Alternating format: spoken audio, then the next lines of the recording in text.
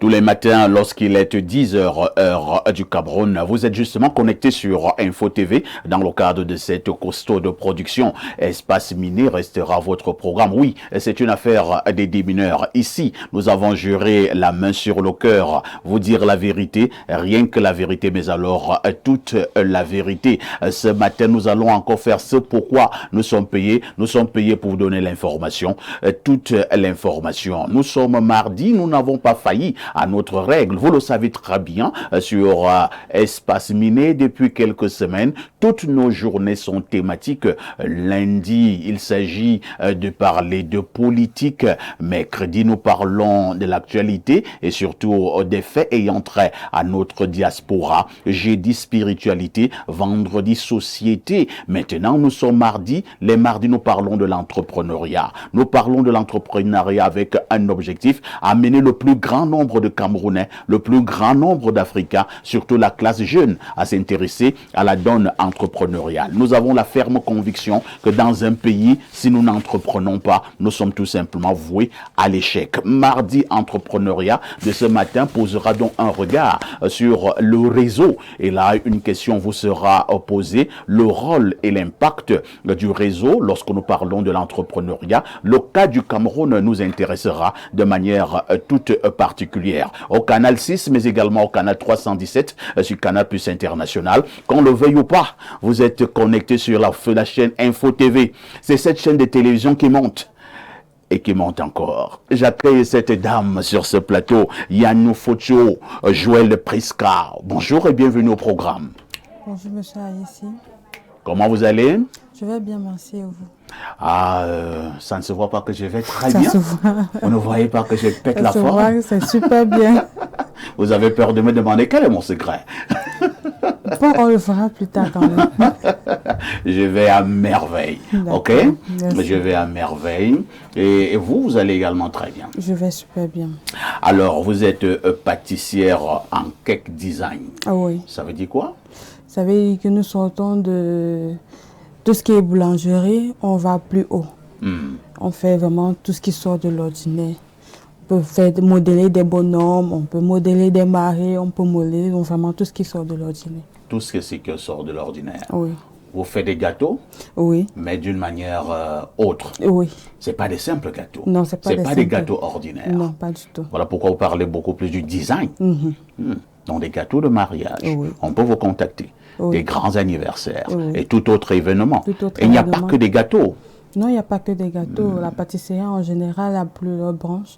Juste que moi, j'ai choisi le cake design. Le cake design. Yanou Focho, Joël Priska, merci d'être là ce matin. C'est la toute première fois que nous vous recevons sur ce plateau de télévision. Sentez-vous heureuse, hein? Merci beaucoup. D'accord, parce que c'est un prestige. En face de vous, on va accueillir un expert en entrepreneuriat. Lui nous accompagne tous les mardis. Joseph Zambo, bonjour. Bonjour Papa, ici et bonjour aux millions de téléspectateurs qui nous suivent. Comment vous allez? Très très bien, surtout que le mardi, c'est notre église, l'église de l'entrepreneuriat. Donc je suis toujours fier de prêcher. Avez-vous l'impression que depuis que nous avons lancé ce projet, il y a environ 6 ou 7 mois, est-ce que la mayonnaise prend? Est-ce que les gens sont de plus en plus attentifs? Avez-vous déjà rencontré des personnes qui ont témoigné en suivant votre émission Mardi Entrepreneuriat depuis quelques mois, ils se sont lancés dans l'entrepreneuriat? Oui, pratiquement, j'ai plusieurs entrepreneurs que moi-même j'ai accompagnés. Ça, c'est quelque chose que je ne parle pas tout le temps, mais je reçois beaucoup d'entrepreneurs qui viennent dans mon bureau pour des accompagnements pratiques. Et j'ai plusieurs qui ont ouvert leur entreprise, que je suis allé moi-même constater que les activités ont démarré du côté de Douala, Yaoundé. Je peux citer plusieurs noms qui sont déjà venus me voir que les choses ont pris. Et de l'autre côté aussi, pas plus tard que la semaine dernière, j'étais à Bastos, à Istanbul. Ouais. Et je suis arrivé légèrement un peu après un événement et j'ai été reçu. Je pensais que c'est l'événement qui me recevait. Et puis c'est à la fin que j'ai appris que c'est un employé d'Istanbul qui m'a personnellement reçu avec toutes les commodités qu'il fallait. Tout à fait. Et après il a dit, Monsieur Zambo, je vous suis à Info TV tous les mardis. C'est là que j'ai aussi encore affirmé que ce que nous faisons beaucoup de personnes écoutent et pas des moindres, bien sûr. Vraiment. Joseph Zambo, ce que vous venez de dire là, est-ce que vous savez que ça dépasse l'argent? Et ça, c'est le rôle social du média. Nous impactons. Nous impactons. Ils sont nombreux qui n'avaient pas l'idée de l'entrepreneuriat, mais en écoutant les émissions sur Info TV, ils se sont lancés dans l'entrepreneuriat. L'impact social du journaliste et du média. Bravo. On remet plus les remerciements à Monsieur Parfait parce que c'était un gros challenge. L'entrepreneuriat, c'est pas quelque chose directement qui impacte. Pas du tout. C'est pas. Il faut être un journaliste assez fou pour miser toute une journée de son programme à l'entrepreneuriat. Non, la majorité des journalistes vont vous dire que votre affaire là me donne quoi? Voilà. Votre affaire là me donne quoi? Donc, pardon, laisse-moi vos histoires là. Ou à la limite, venez faire la publicité de vos perruques et tout ça. Par contre, là encore, ça c'est bon. Oui. L'argent entre en caisse directement. Voilà. C'était vraiment très osé. C'est que ça c'est de l'entrepreneuriat, bien sûr, que vous avez fait en acceptant le marché d'entrepreneuriat. Merci Joseph Zambo d'être là ce matin. En face de vous, c'est votre confrère. Lui, c'est Ibrahim Maxime Julien. Il nous accompagne également gratuitement depuis quelques mois dans le cadre de Mardi Entrepreneuriat. Bonjour Ibrahim. Bonjour Parfait ici, bonjour à tous les millions de téléspectateurs, bonjour aux co-panélistes de ce matin. Comment vous allez? Je vais plus ou moins bien Parfait ici, parce que je suis un peu irrité quant à une situation qui se déroule actuellement dans mon village. Oh là là. À l'est Cameroun, mon village, l'allée où je vais rencontrer mon grand-père, qui est un très grand patriarche, Nagari Alexis, est devenu parchemin de prostituées. Oh là là. De prostituées à telle enseigne qu'aujourd'hui, vous marchez, vous voyez les préservatifs à gauche et à droite.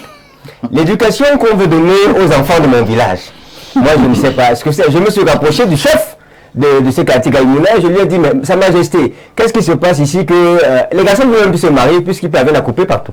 Ils ont tout le projet de se marier. C'est-à-dire, même mes soeurs sont là, elles font qu'attendre, on ne suit rien. J'ai demandé à Sa Majesté, mais Sa Majesté, pourquoi est-ce que cette activité commence à se développer dans le secteur de Gaïmouna? Sa Majesté dit qu'il a essayé de saisir les autorités jusqu'ici pour qu'on les chasse, parce qu'au Cameroun jusqu'ici, la prostitution elle est illégale. Mais les autorités lui ont demandé de patienter. Entre-temps, ça ne fait que monter en volume. Moi, je ne sais pas ce qui nous attend. Il a même supplié à un moment le maire, que monsieur le maire, s'il vous plaît, mettez les lampadaires, parce qu'apparemment, ça peut être découragé ou assez déplacé, mais monsieur le maire, lui aussi, il attend encore. Donc, moi, je ne sais pas ce qu'il faut encore que j'attende, parfois ici, je suis venu demander conseil. Ce matin, moi, j'ai besoin de conseils. Sa Majesté au village a besoin de conseils. On était sur le village de Gaïmouna. Mais ça me rappelle une chanson là. Oui, on est parentés. Ah, d'accord. On est parentés. Donc, et même la chanson là, ici, si tu veux mettre une pause, elle est issue d'une histoire que mon grand-père a écrite dans un livre. Un jour, j'aurai la chance de vous donner la culture, l'histoire de la chanson Nbazone Renting. Mais vraiment, je prie beaucoup les autorités de mon village. C'est la localité de Bertoisson, on a le nom de Direm.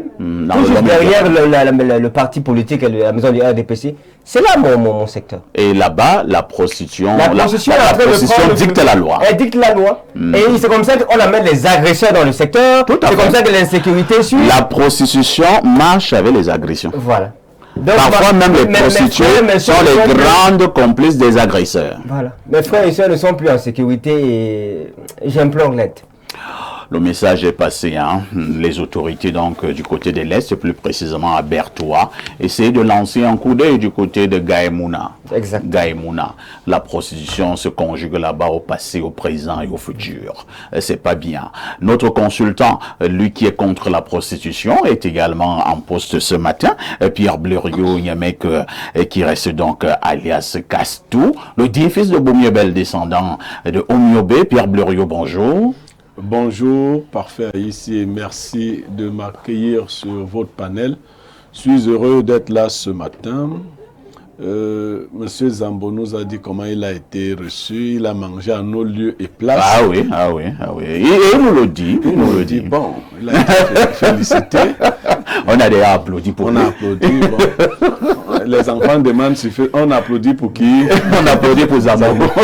Donc, non, l'initiative est en train de prendre. la mayonnaise prend au fur et à mesure. Il y a des gens qui me disent, mais qu'est-ce que vous allez dire mardi prochain? Parce qu'il y a des gens qui ont déjà des programmes, ils suivent, ils écrivent. Tout le monde ne vient pas écouter la télé pour suivre les chamailleries des uns, les positionnements politiques. Il y a des gens qui ont des vrais problèmes. Tout à fait. Et ils veulent monter leur structure, ils veulent être accompagnés, ils ne veulent pas savoir si tu es Bassa, si tu es Ondo, si tu es Bami. Eux, ils sont dans leur logique. Et eux, ils sont intéressés par des questions sérieuses. Et les médias, surtout les médias classiques, Tout à fait. doivent maintenir cette mission d'éducation. Ouais. Voilà. Nous le faisons assez bien ici. Formation, éducation, tout cela dans le divertissement. Tout à fait. Et donc, je crois que vous êtes à féliciter. Moi, Merci. je continuerai de vous accompagner tant que vous ne céderez pas. Céder à quoi? Mais nous sortons déjà même dans les journaux télévisés d'autres médias. C'est-à-dire que ce n'est pas suffisant qu'on nous voit dans notre propre télé. D'autres télés estiment qu'elles doivent aussi nous montrer encore. Alors qu'on nous voit suffisamment ici. On nous voit déjà ici. C'est-à-dire qu'une autre télé estime qu'on ne nous a pas suffisamment vus sur l'espace miné. Il faut qu'elle nous montre. Non, moi je veux dire à ses confrères de faire très attention. Ce genre de ping-pong, C'est un jeu dangereux. dangereux. Que les télévisions se mettent à l'écart des jeux des hommes politiques. Mais si vous voulez jouer à ce jeu, c'est pas que vous parlez mieux français que nous. Que vous avez plus... Non, si vous voulez jouer à ce jeu, nous aussi, on va vous montrer ici. Donc la prochaine fois qu'on nous montre sur une télé, nous les montrons aussi ici. Tout à fait. Que ce soit clair pour tout le monde. Le message est passé. Voilà, moi, je n'aime pas... J'aime pas tergiverser. Pour l'instant, je ne parlais pas d'un. Oui, Mais si les ciels reviennent à la charge. Voilà, donc on va les... Ils vont donc parler, nous aussi on va parler. Et on va voir ce que c'est. Et on a des choses à dire. Ah, Dieu seul sait qu'on en a. On a des choses à dire. Vraiment, ce jeu-là, laissez les Moi, je ne savais pas que ça devenait déjà une guerre des télévisions. Voilà. Moi, je ne Laissez savais pas. les politiciens. Moi, je pensais encore que c'était des confrères. Ouais. C'est-à-dire, et chez nous, il y a le devoir de confraternité. C'est un tel devoir, hein, Non, mais en c'est- journalisme. C'est un devoir. Le devoir de confraternité. C'est-à-dire, quand un confrère est attaqué, les autres confrères doivent le soutenir. Maintenant, moi, je vois une autre chaîne de télévision qui est en train de nous lyncher. Pour l'instant, on vient de se concerter. Hein. Ouais, on a dit que non, parfait, pour l'instant. Non, les on laisse Bassa d'abord. disent que de Honglar, le Kounou. Écoute bien. Mais si ça se répète, Non, écoute d'abord la page Bassa. De Honglar, le Kouloul. Ndibale le Lengnabe, Daï. On pense encore que c'est l'abattage des arbres. Mais si c'est le fait de se jeter les arbres maintenant, au lieu d'abattre pour que ça tombe ailleurs, tu abats pour que ça tombe sur moi. Si c'est ça la situation, on verra aussi. donc le message est passé. Le message est bien passé. Alors, on repasse la parole à Pierre Blériot-Niamek, cette fois-ci, pour la sagesse de ce matin. La sagesse de ce matin dit, la disposition à tenir ses engagements entretient plus longtemps une relation que les sentiments. On peut reprendre. La disposition à tenir ses engagements entretient plus longtemps une relation que les sentiments. Ça veut dire quoi? Ça veut dire que pour qu'une relation dure, il ne suffit pas d'avoir des sentiments. Ce qui compte le plus, c'est de tenir ses promesses. C'est d'être fiable. Les émotions changent, vous comprenez? Tout à fait. Mais la confiance reste lorsqu'on respecte ses engagements. Merci. Tenir à ses engagements. Vous avez pris la fille de Troué. Elle était là, c'est pas maintenant, elle a les grossesses, tu dis que non, tu avais dit que c'est pour la vie. Il faut tenir tes Et engagements. voilà, dame sur le plateau. Oui, oui, parce que quand les émotions ont changé, tu vois une plus jeune que tu veux aussi faire vieillir. Non, tu as pris des engagements. Voilà. Et il faut tenir ses promesses. Et il y a Lady Ponce qui a chanté une très belle chanson dans ce sens. Hein. Tiens tes promesses. Voilà. Tiens tes promesses. Oh, c'est une chanson que j'adore, Lady. J'aime les chansons de Lady. Hein. Tu ne l'aimes pas elle-même? Je parle d'abord de ces chansons.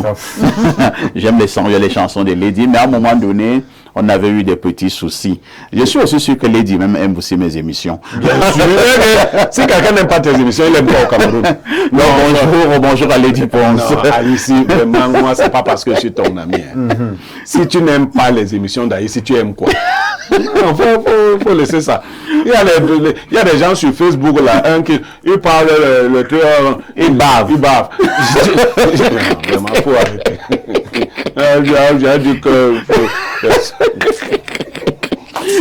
Vous êtes en direct sur Info TV, 10h, 11h52.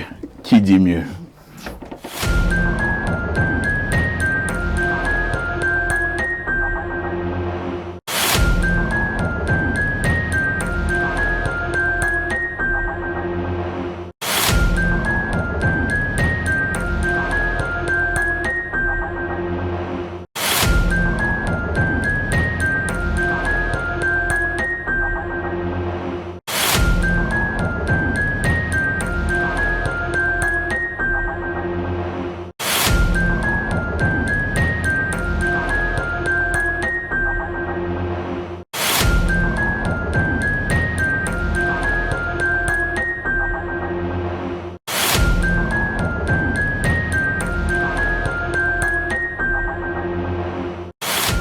Claudia Ancha, bonjour. Bonjour, Parfait ici. Bonjour à tous les téléspectateurs d'Espace Minier qui nous retrouvent nombreux ce mardi matin. C'est un plaisir.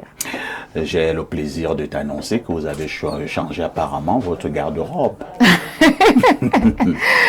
Vous l'avez renouvelé. Un tout petit peu. Ça veut dire que ça entre un peu. Ah! Ça entre un peu. Je n'ai pas envie de me prononcer à ce sujet. Mais c'est bien, Claudia. Si vous voyez quelqu'un qui travaille, d'accord, pendant 1 an, 2 ans, 3 ans, 5 ans, 10 ans, sa vie ne change pas. C'est que c'est la malédiction. Il est maudit. Je suis d'accord avec vous. Non, quand vous travaillez, votre vie doit changer positivement. D'accord? C'est-à-dire que vous avez commencé à travailler, vous n'aviez pas de bicyclette, encore moins de moto. Il est normal qu'après 2 ans d'activité, vous pouvez acheter une moto. Exactement. Après 5 ans d'activité, vous pouvez acheter une voiture. Après 15 ans d'activité, vous pouvez construire une maison. Et il y a des gens qui travaillent pendant 30 ans. Il est toujours en location. Il n'a même pas de bicyclette. Non, c'est la malédiction. Il faut chercher un pasteur exorciste. Il faut chercher un traditionnel. On te lave au village. Donc, c'est chez Claudia. Ça change déjà. Il renouvelle sa garde-robe. Mais c'est bien. Bravo. Vous voyez seulement ce que Claudia renouvelle. Claudia elle-même, elle renouvelle encore quoi? Elle se renouvelle. Je dis, qu'est-ce que tu veux dire? C'est vous qui ne connaissez pas. Claudia, c'est là maintenant pour quitter le studio. Même les gens qui ne regardaient pas regardent. Je vous dis, elle se renouvelle. Comme c'est ma fille quand même, je vais lui épargner. Elle se renouvelle. Claudia? Casse tout, je t'en prie. Non, mais tu sais comment je vais rien te faire. Je t'ai promis, rien. J'ai trop de travail à la maison. Tu ne peux d'abord rien me faire. Oui, j'avais laissé ce dossier. Tout. Je dis que même si c'est comment, même si c'est où. Non, ce n'est pas ça. C'est que tu n'es pas de mon âge. Moi, j'aime les vieilles femmes.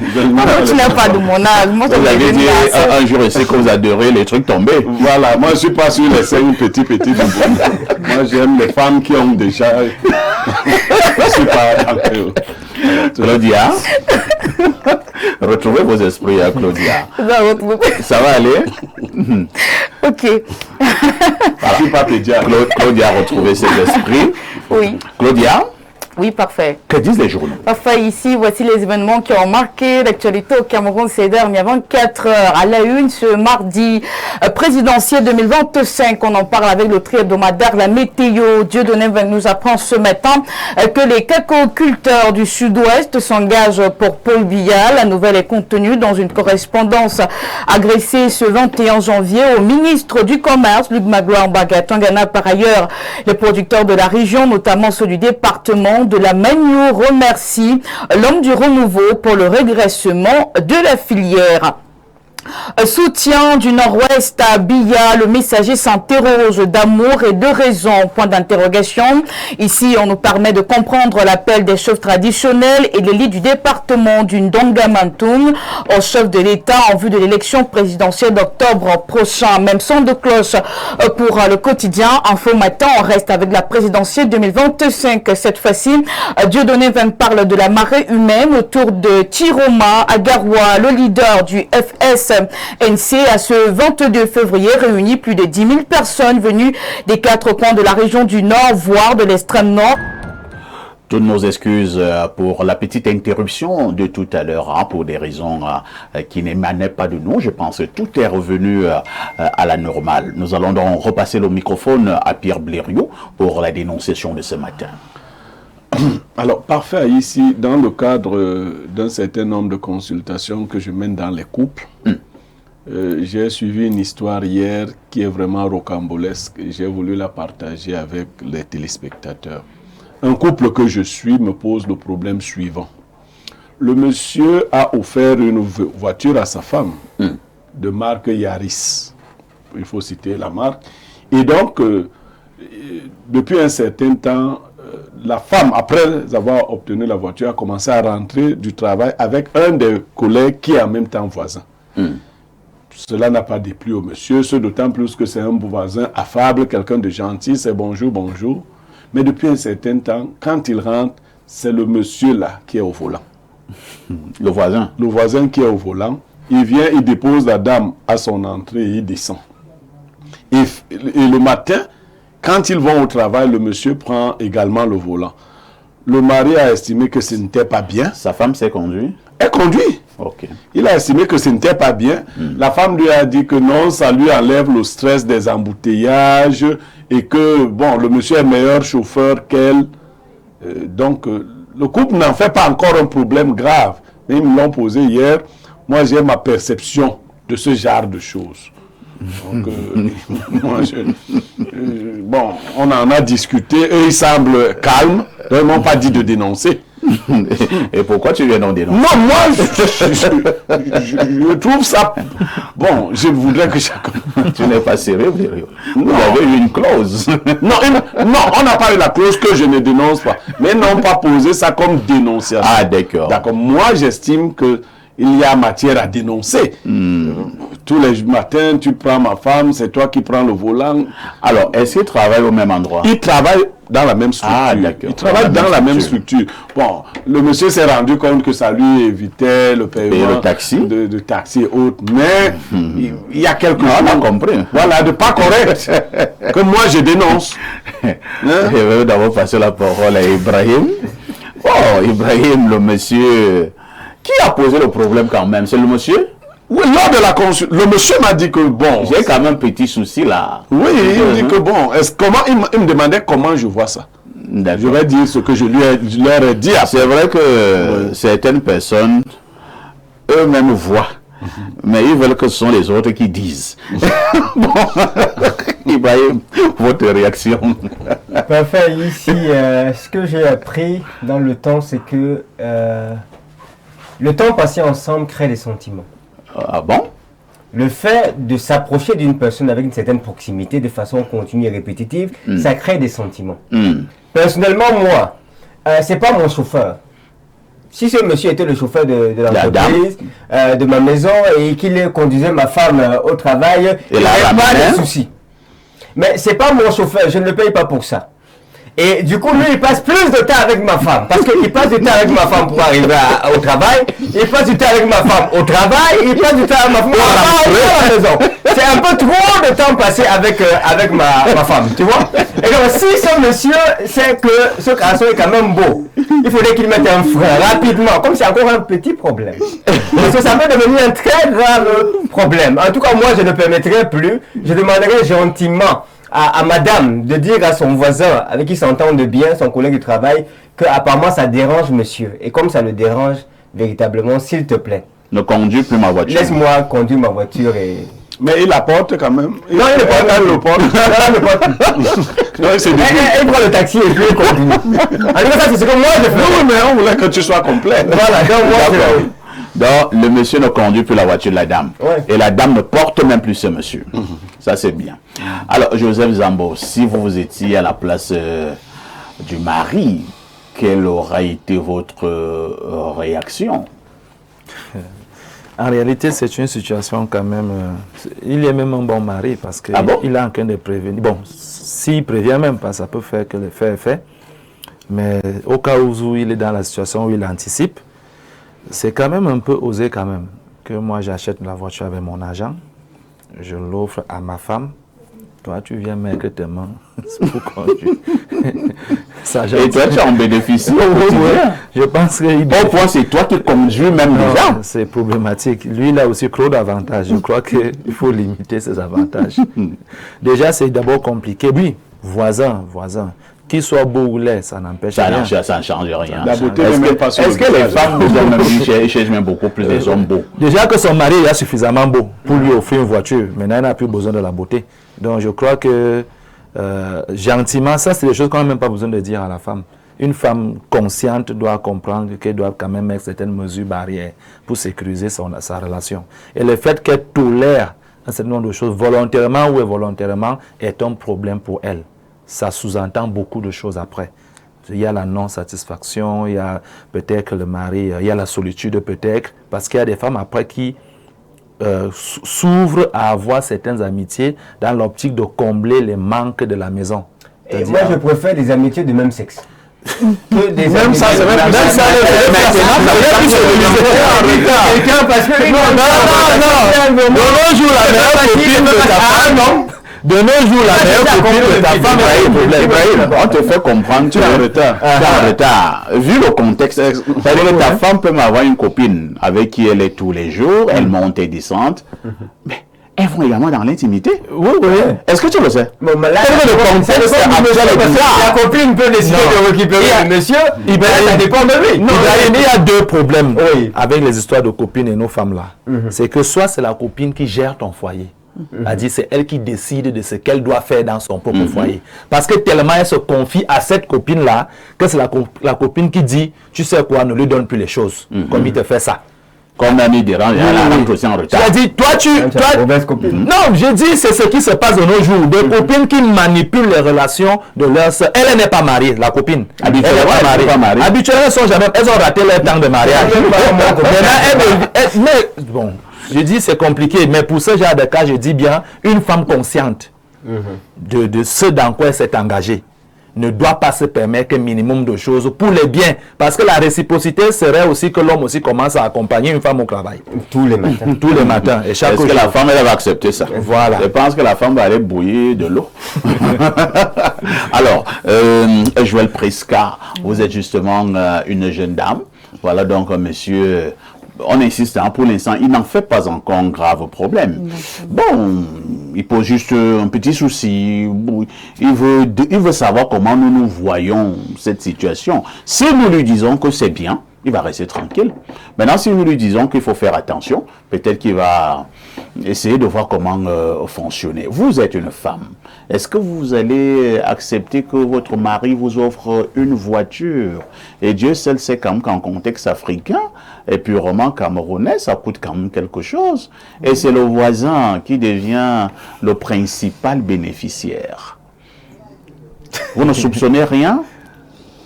C'est une simple amitié? J'ai pas envie de me lancer dans les soupçons.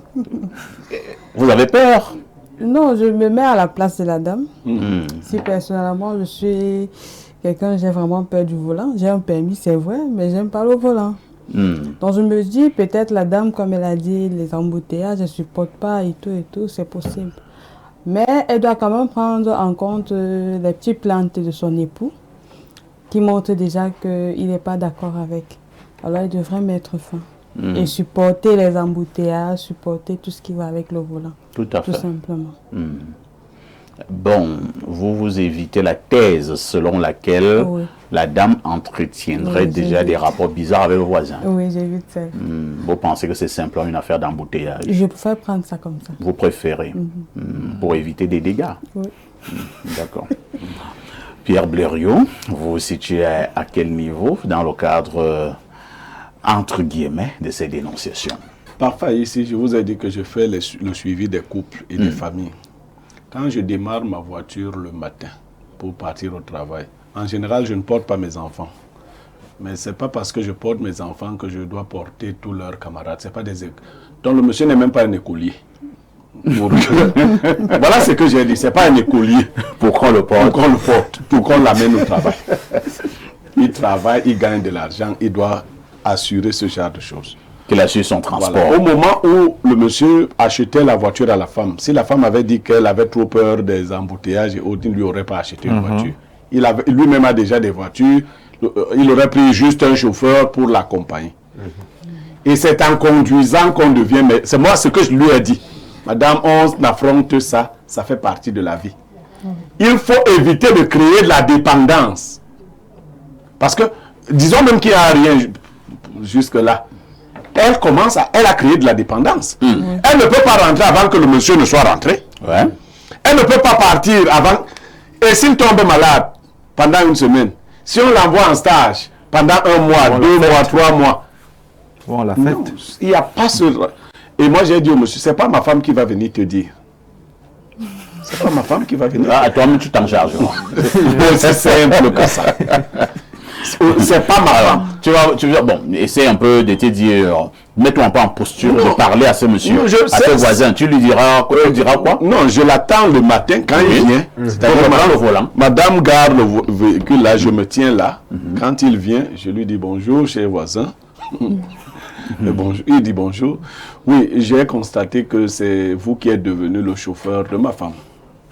Il dit non, je ne suis pas chauffeur. Je dis ok. Je ne sais pas trop ce qu'il en retourne. Vous travaillez accidentellement dans le même lieu de service. Je ne souhaite pas que vous entreteniez une relation de proximité permanente avec mon épouse. Ni à l'aller, ni au retour. D'accord? Donc, pour ce matin, allez prendre votre taxi. Aussi simple que ça. Aussi simple, allez prendre votre taxi. Comme ça, je n'embarrasse pas ma femme. Parce que ma femme, c'est un collègue. Si elle va commencer à hésiter, je vais lui dire ça comment, Non, je te dis ça, c'est simple. Je n'embarrasse pas ma femme et je règle. Parce que la femme ne s'oppose pas à ce que ça s'arrête. Elle n'a pas dit non, que ça ne s'arrête pas. Le monsieur, il est timide. Non, tu le lui dis. Et s'il était même bien éduqué, lui n'allait pas le faire.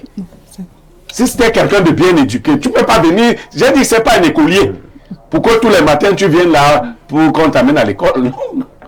Et après t'avoir amené à l'école, on va encore t'amener où? Non. Donc moi, on arrête ça. Tu n'es pas un écolier. Merci bien. Alors, nous allons lire les nombreuses préoccupations et contributions de nos téléspectateurs à travers le monde. Je commence par le plus 49, je pense que c'est l'Allemagne. Bonjour parfait ici, le Francis Nganou de la modération. Et à mon guide de M. Niemek, la connexion de ce matin est agréable. Et concernant la dénonciation, je vais interdire immédiatement ces deux relations qui pourraient devenir ambiguës. Et si ça persiste, je récupère immédiatement la voiture et chacun s'en va au travail à sa manière. C'est Kingsley depuis Berlin. Tu es vraiment un bon disciple. Non, si ça continue, chacun va prendre le taxi. Bonjour le plateau. Je pense que la femme aurait dû informer préalablement son mari avant cette générosité. C'est Sanda du Tchad qui envoie le message. Oui, l'indicatif c'est le 235. Autre message ce matin, bonjour Perfecto, en ce qui concerne la dénonciation, si le voisin prend déjà le volant de la voiture de sa femme, alors c'est déjà très grave. Peut-être même ce voisin a déjà déglingué sa femme à l'heure où on parle. Je ne sais pas d'abord le verbe là, ce que ça veut dire. C'est Yves depuis Bafoussam qui envoie ce message. Bonjour et excellent mardi à Parfait à ici et à tout le panel d'Espace Miné. Il y a des rapports à éviter. Trop de rapprochements de ce genre, même s'il s'agit d'une voisine, c'est à proscrire. Attention, le diable est déjà dans la maison. C'est le révérend Ntoko Sondje à Yaoundé. Merci et bonne suite d'émission. Autre préoccupation. Alors, Papou de dragage, qu'est-ce qu'il dit? Bonjour Espace Miné, c'est sûrement comme le voisin de la dénonciation là que Balthazar avait commencé. Ouais, Papou. Autre message ce jour. Bonjour, monsieur Parfait à ici. S'il vous plaît, j'ai besoin de toute urgence du numéro de monsieur Niemek. J'ai un problème très urgent. Je vous en prie. Ou alors le rencontrer. Bonne journée. Si vous êtes à Yaoundé, venez immédiatement à la télévision. Ou alors, de manière exceptionnelle, appelez-moi après l'émission, si vous pouvez supporter.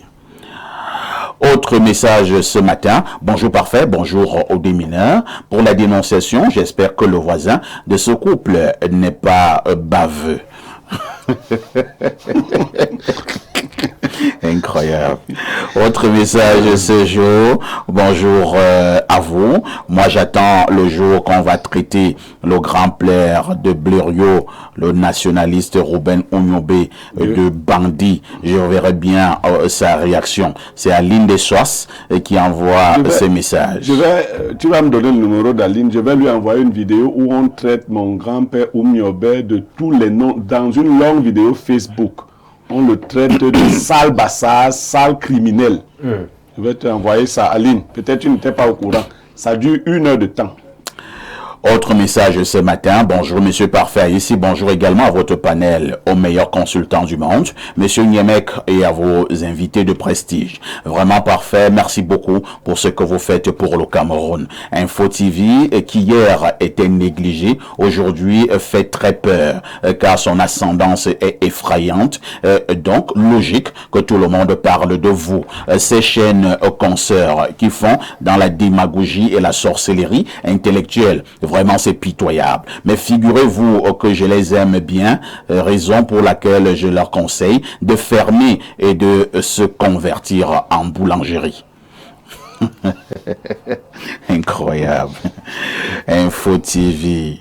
Quand je disais au départ, la chaîne de télévision qui monte et qui monte encore, on disait que je racontais les choses de mon village. Bonjour parfait, ici je me régale avec votre émission. Je pense que la démarche de Blériot est un peu grossière. Un homme face à certaines situations doit avoir une certaine hauteur. Aller voir le voisin pour baisser de charisme. Il est nécessaire dans cette situation que c'est la femme qui parle avec le voisin. C'est Juliane depuis Istanbul qui envoie le message. Oui, c'est l'indicatif plus 90. Istanbul. C'est du côté de la Turquie. Merci. Autre message ce jour. Oh, trop de messages, comme d'habitude. Trop de messages. El Magnifico, El Perfecto, Masoma. Je pense que la dame et ce monsieur n'ont rien à se reprocher. C'est Cyril qui envoie le message. On va lire peut-être... 3 dernières préoccupations. Bonjour, Monsieur Parfait, ici, bonjour à tout le panel. Cette femme n'a pas de raison, sous prétexte qu'elle ne supporte pas les embouteillages. Pourquoi donc avoir accepté la voiture? Je ne suis pas si sûr. Elle continue avec les taxis. On verra si elle sera épargnée des embouteillages. Je n'approuve pas cette relation de voisinage. C'est Awalou depuis Bastos et qui envoie le message. Bonjour parfait à ici et bonjour à ton panel. Et si le monsieur était l'élève de la femme, c'est Calista l'homme depuis Yaoundé. Même décision. Même décision. Bonjour à vous sur le plateau. Votre dénonciation de ce matin est remplie de sagesse. Merci à Blériot, car j'apprends beaucoup à travers lui et derrière toi aussi, Perfecto. C'est Modeste depuis Abomban qui envoie le message. Abomban, c'est dans l'est du pays, chez Ibrahim. Tout à fait. Les gens de l'est. Bonjour, le popole de la modération. Je pense que du moment où ce monsieur prend déjà le volant de la voiture de la femme tranquillement, il pourra conduire autre chose. C'est Nouroudin depuis Ngaoundéré et qui envoie ce message. Bon, tu nous as aidé en temps en nous disant ce qu'il peut aussi encore conduire. Il pourra conduire autre chose. Bonjour à vous. Pour ma part, je pense que cette femme est déjà une affinité poussée avec ce voisin. C'est simplement la suite pour les deux. Il reste au monsieur de bien ouvrir les yeux. Parfois, quand tu finis par ouvrir les yeux, c'est à tard. Alors, prenons rapidement cette autre préoccupation du plus 352. C'est quel pays là? Nous sommes là du côté du Luxembourg. Alors, que dit le téléspectateur du Luxembourg? Oh là là, le message est tellement long que je n'arrive même pas à l'ouvrir. Faites un effort de précision. Vous n'êtes pas obligé d'écrire des bibles. Bonjour le plateau. Je suis très mal depuis la sortie et nous ne parlons pas de ça. Nous ne parlons pas de ça. Ça va aller. Je vais vous aider maintenant parce que vous pensez que vous utilisez cette tribune pour régler vos comptes. À une certaine époque, je vous ai beaucoup aidé. Et dorénavant, je vais mettre de la censure et on verra ce que ça va donner. Ailleurs, on met de la censure. Donc, vous venez régler vos comptes ici. Je saute. La preuve est que j'ai sauté. Et je prends un autre message. Au coup de gueule du prophète 3. Il s'agit de quoi là? Il y a quelques années, au cœur de Lembe, à 500 mètres du palais, sorti de terre, un grand stade. Bon, voilà les autres qui vont aussi bénéficier de cette tribune pour régler leur compte. Parce qu'à la fin, je vois il y a là, il parle du ministre Ketia et tout ça. Allez écrire sur Facebook. Allez écrire sur Facebook. Voilà. Vous avez dit que là-bas, vous êtes plus suivi. Donc, allez écrire sur Facebook. Maintenant, je prends ces derniers messages. Ravivé par sa parole, le chapitre d'aujourd'hui, mardi 25 février, Hébreux 6. C'est pourquoi... Bon, voilà encore notre pasteur qui a confondu l'église. Je saute également. Alors, bonjour, parfait. Et à tout ton panel, dis à ton... Voilà quelqu'un qui parle du MRC et tout ça, alors que depuis ce matin, nous ne parlons pas du MRC. Je saute. À tout de suite pour la suite. Mardi, entrepreneuriat de ce jour nous amène à parler, comme nous vous le disions en ouverture du réseau. La question est simple. Quel est le rôle et l'impact du réseau lorsque nous parlons de l'entrepreneuriat? Et nous vous l'avons dit, le cas du Cameroun nous intéressera de manière particulière. Comme d'habitude, nous allons d'abord passer la parole à notre expert, Joseph Zambo. Joseph Zambo, le rôle et l'impact du réseau dans l'entrepreneuriat. Vous nous plantez le décor. D'accord, parfait. Ici, le réseau joue un rôle crucial justement au sein de l'entrepreneuriat et plus particulièrement au Cameroun pour le cas des entrepreneurs, justement entre les relations interpersonnelles et les connexions locales. Cela est vraiment important de s'activer dans le sens des réseaux. Justement, dans les réseaux, on a les réseaux formels, on a les réseaux informels. Quand je parle des réseaux informels ici, je parle justement des groupes de famille, les groupes d'amis. Surtout, il y a des régions qui sont vraiment un peu plus accentuées dans les réseaux informels. C'est-à-dire, entre eux, ils se soutiennent beaucoup dans le sens de leur activité. Cela opère un impact positif dans leur activité. Il y a aussi les réseaux formels tels que les chambres de commerce qui justement encadrent beaucoup d'entreprises et se soutiennent dans plusieurs activités. On a justement les incubateurs qui apportent un très grand plus aux entreprises. On a même aussi des relations interpersonnelles qui favorisent aussi justement les réseaux. Parce que lorsque vous êtes une personne, que beaucoup de personnes parlent du bien de vous, vous êtes une personne qui échange beaucoup avec des gens, qui entretient des très bonnes relations avec des gens. Cela crée aussi un réseau important parce que de bouche à oreille, des personnes vous recommandent même au sein de vos activités. Et puis, il y a beaucoup d'aspects des réseaux. Et quand on parle de réseaux, si on parle justement pour les entrepreneurs des événements, parce qu'il y a beaucoup des événements, des forums, des ateliers. Et c'est vraiment souvent bizarre dans un certain contexte où les entrepreneurs ne veulent pas se mélanger aux autres. Parce que entre les entrepreneurs, cette communauté que vous créez en assistant aux événements, aux ateliers et aux formations, ça permet de rencontrer d'autres personnes, d'échanger des services, d'échanger même d'idées, de voir même des potentielles opportunités qui pourraient se créer entre vous. Et cela crée justement un écosystème professionnel qui permet à ce que vous installiez vos réseaux à vous et qu'à travers cela, vous puissiez augmenter justement non seulement la productivité de vos activités, justement même l'image même de vos activités. Et pour en conclure, il y a justement aussi des organismes gouvernementaux justement qui créent aussi un réseau des entrepreneurs et qui encouragent même des ONG aussi qui encouragent des entreprises, des entrepreneurs qui sont justement dans ce réseau. Et cela demande à ce que vous soyez visible, que vous sachiez collaborer avec des gens, tisser même des partenariats dans les possibilités d'échanger des services et autres. Donc, le réseau reste quelque chose de très important pour un jeune entrepreneur. Pas seulement les réseaux sociaux, mais les réseaux dans le sens littéral, mais aussi les réseaux sociaux. Parce que il faut bien que vous soyez quelqu'un qui expose son savoir-faire dans la communauté Internet, à travers les pages Facebook qui sont importants aujourd'hui, à travers les groupes, c'est-à-dire les groupes Facebook où vous pouvez exposer vos problèmes, des personnes répondent, exposer vos activités, des personnes peuvent acheter vos services, mais aussi sur des applications telles que WhatsApp, où il y a les groupes. Et on a bizarrement des personnes, ne m'ajoutez pas dans vos groupes, je ne veux plus dans vos groupes, des trucs comme ça. On a des entrepreneurs qui ont même qui ont 30 numéros, 50 numéros de téléphone. Or, aujourd'hui, le fait de partager votre contact à plusieurs personnes ne vous rend pas forcément une personne ouverte à tout le monde. Mais c'est aussi un type de réseau. Parce qu'aujourd'hui, à travers vos statuts WhatsApp, les groupes WhatsApp, Facebook et autres, vous aviez la possibilité de gagner beaucoup de choses. Merci Joseph Zambo pour ce décor qui a donc été planté. Nous allons donc disséquer et je vais donc passer la parole d'abord à Ibrahim.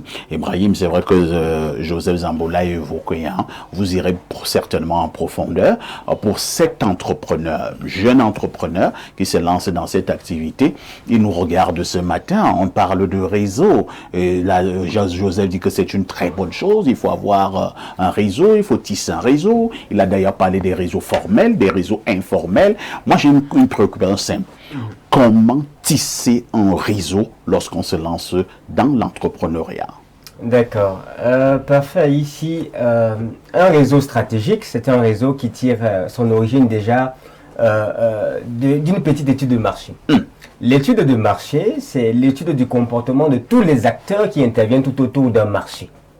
Et le réseau, en fait, c'est l'ensemble des relations qu'on a, qu'elles soient professionnelles ou personnelles, avec tous les différents acteurs qui permettent en sorte que notre entreprise ou notre activité puisse se développer. C'est vrai que nous ne sommes pas à l'école primaire. Hein? Voilà. On peut reprendre. Qu'entend-on par réseau? Lorsque nous parlons d'entrepreneuriat. Le réseau est l'ensemble des relations personnelles et professionnelles qu'une personne a avec des personnes tout autour de son activité. Et donc, tout autour de son activité, il y a des organisations qui sont institutionnelles, il y a des personnes qui émanent du privé avec lesquelles il faut pouvoir échanger.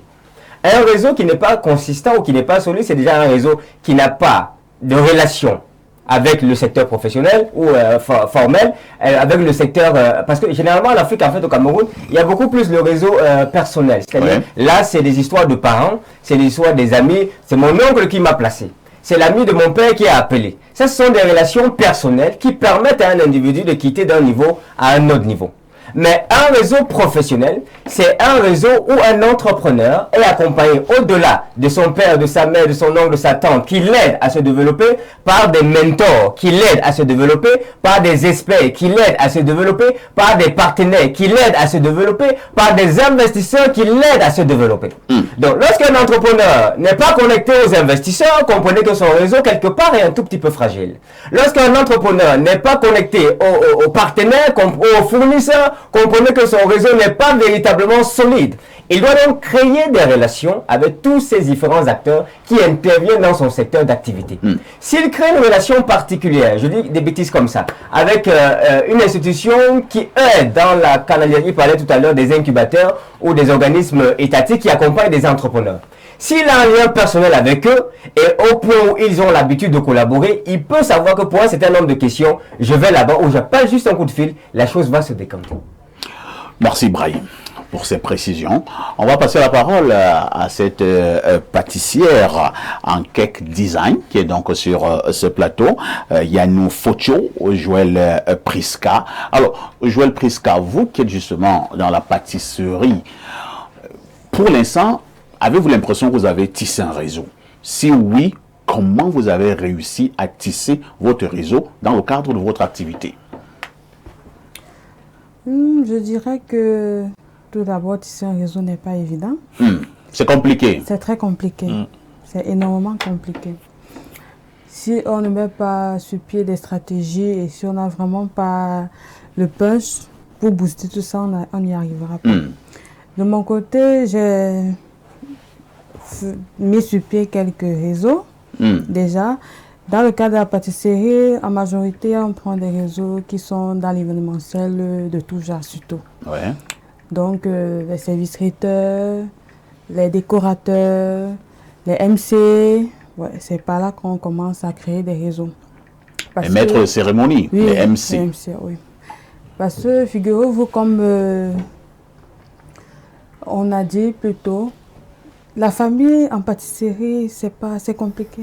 C'est pas stable. Pourquoi c'est compliqué? C'est pas stable. Non seulement ils ne payent pas. Ou alors ils payent mal? Oui, ils payent mal. Disons ça comme ça, ils payent mal. Mais aussi, ils sont clignotants. Ça veut dire ils viennent juste pour tester. Est-ce que c'est bien? Non, c'est pas bien. Ou alors, ils viennent pas pour vraiment motiver. Parce que moi, je dis l'essentiel, aussi surtout pour ceux de la famille. Vous voulez faire comprendre que le réseau en famille peut même constituer un handicap? Vraiment, c'est un handicap. Ça ne peut pas, c'est un handicap.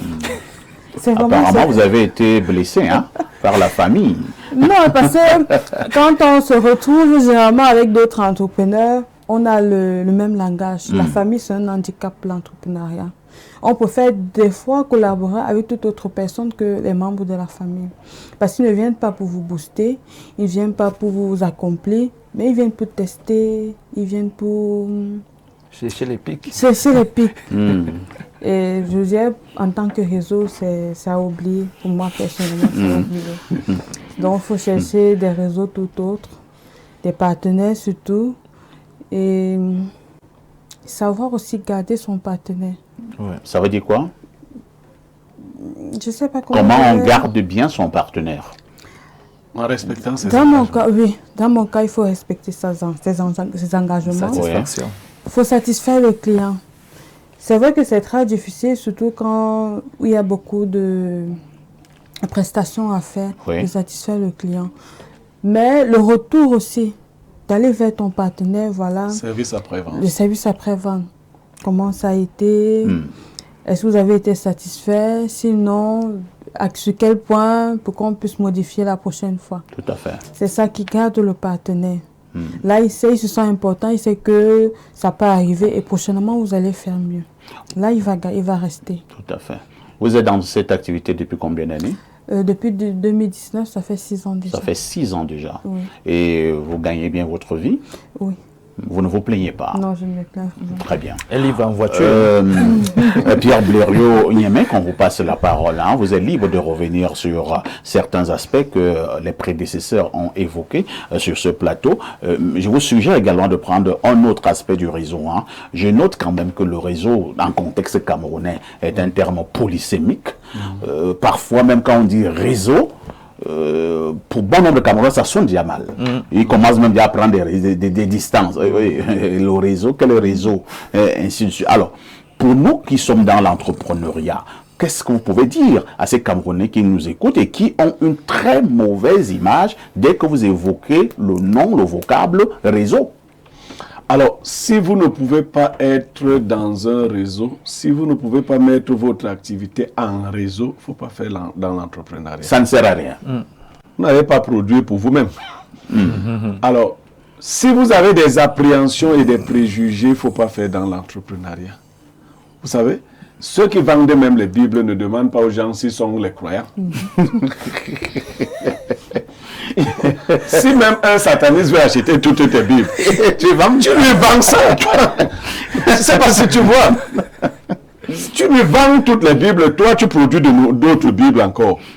C'est lui qui sait s'il veut aller les brûler. S'il ne veut plus qu'il y ait les Bibles et tout, non. Quand on est dans l'entrepreneuriat, il faut cultiver certaines qualités. Il faut être quelqu'un d'abord facile, abordé d'abord facile. Il faut être quelqu'un de convivial. Il faut être quelqu'un de sérieux. Vous insistez sur le sérieux. Quand je l'ai accompagné, quand il dit, le service après-vente garantit la nature du réseau. Parfois ici, celui qui revient, comme la jeune dame vous disait, vérifiez que vous avez été satisfait. Présentez ses excuses pour les manquements. Vous promettez de s'améliorer. Vous avez plus tendance à lui confier quelque chose d'autre ou à le recommander ou à la recommander quelque part. Ça se tisse comme ça. Mais en contexte camerounais, disons quand même quelque chose. Il y a l'appropriation du concept au Cameroun. C'est-à-dire que quelqu'un est quelqu'un derrière un groupe d'autres quelqu'un qui vous font des recommandations au Cameroun, que vous ayez de la valeur ou pas. On dit que c'est vous qui allez livrer la nourriture dans tel hôpital dans tel ministère. Il n'y a pas de débat. Il n'y a pas de débat parce que votre oncle a dit que c'est comme ça. Il est DAG là-bas. Oui, là, même si vous préparez mal, celui qui ne veut pas va manger chez lui. C'est vous seul qui livrez là-bas. Donc, c'est le goût forcé. À force de vous voir, on commence. C'est comme ça. Non, c'est comme ça. Si mon oncle a dit que c'est moi, c'est moi. Si c'est toi qui dois faire le service traiteur, même si tu viens avec des chaises qui sont cassées, même c'est toi. Mais ça ne garantit rien. Ça, c'est la vue courte. Moi, je ne dis pas aux jeunes de regarder comme ça. Vous qui comptez sur les doigts, l'appellent ça les mangolos, c'est-à-dire les relations entre guillemets, ça ne vous aidera pas au-delà d'un certain niveau. Parce que quelle que soit la force de ton oncle au Cameroun, il a une limite. Il va t'imposer dans son ministère. Il va peut-être appeler certains DAG d'autres ministères qui voulaient aussi imposer leur nièce. Mais ça ne va pas se limiter là. Regardez un peu les Nigérians. Les Nigériens voient plus loin que leur pays. Ils voient plus loin que le continent. Alors si tu veux voir plus loin, tu verras bien qu'après le ministère où ton oncle est, tu ne verras. Et le jour où on enlève ton oncle DAG, la première conséquence, c'est qu'on t'interdit l'accès dans ce ministère. Oui, on dit que la fille qui nous donnait la mauvaise nourriture ici. Parce que, vous voyez donc, c'est un réseau fragile. Ouais. Cependant, vous pouvez vous appuyer sur une relation et vous imposer par la qualité de votre travail. Vous pouvez vous appuyer. Et là, celui qui comprend cela ne va pas aller faire la grosse tête aux gens parce que son oncle est DAG. La qualité du service. Vous pouvez en même temps, pour entretenir votre réseau, quelquefois être obligé de faire des faveurs aux gens. Vous devez faire des faveurs aux gens. Les gens croient que c'est la corruption. Non! Tout ce que vous gagnez n'est pas pour vous. Il y a une partie de ce que vous gagnez qui doit rentrer dans l'entretien du réseau. Et ce n'est pas difficile. Je vous prends des choses simples. Vous savez que juste une bière que vous avez donnée à une dame qui achète votre nourriture tout le temps peut la booster. C'est-à-dire que vous êtes le genre de commerçante qui vient un matin et dit que maman, c'est vrai que c'est toi qui m'offres souvent. Parce que ça aussi, c'est un autre problème. Les vendeurs croient qu'ils sont des mendiants en même temps. Tu ne me donnes rien, ils vendent la nourriture, ils demandent qu'on paye. Le jour où tu surprends la personne en lui faisant un cadeau, la dame qui fait dans les gâteaux, elle vient se rendre compte que bon voilà, elle vous a fait le gros gâteau d'anniversaire et vous voyez, techniquement elle a prévu un petit gâteau pour les enfants. Des petits gestes.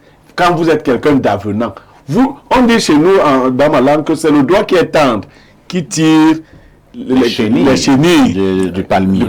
Alors que le doigt dur, la chenille va continuer à partir.